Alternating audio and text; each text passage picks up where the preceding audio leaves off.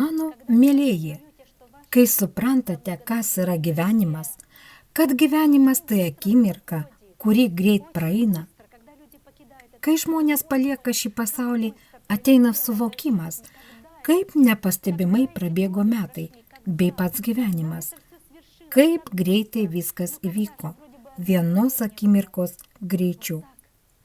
Štai taip greit prabėga gyvenimas. Mano mėlėji, kuomet jūs gyvenate džiaugsme, meilėje, gyvenate lyg paskutinę dieną, tuomet kiekviena diena bus džiaugsminga. Jūsų diena bus pripildyta meilė ir dėkingumu. Atkreipkite dėmesį, kaip gyvena žmonės. Jie nėra dėkingi gyvenimui. Dauguma net keikia gyvenimą, keikia žmonės. Taip, mes susidurime su tuo kiekvieną gyvenimo minutę. Sakykit, ar žmonės keikiantis gyvenimą ir kitus gali būti laimingi? Žinoma, ne. Tai neįmanoma. Jie nesėja laimės ir nesurinks tokio derliaus, kadangi nesuteikia laimės kitiems žmonėms ir patys jos negauna.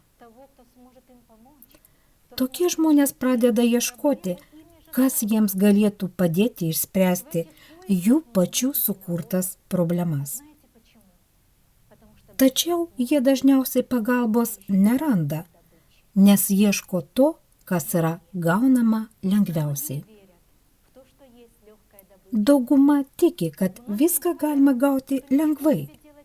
Daugumai yra sakoma, kad nieko nereikia daryti šiame gyvenime. Žmonėms sakoma, kad viskas, ko reikia, tai parašyti ant lapelio savo norą ir jį sudeginti. Tuomet iš karto tapsi laimingu.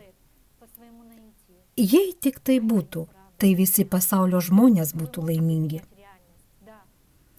Galbūt dėl savo naimumo dauguma taip ir daro, tačiau tai netiesa.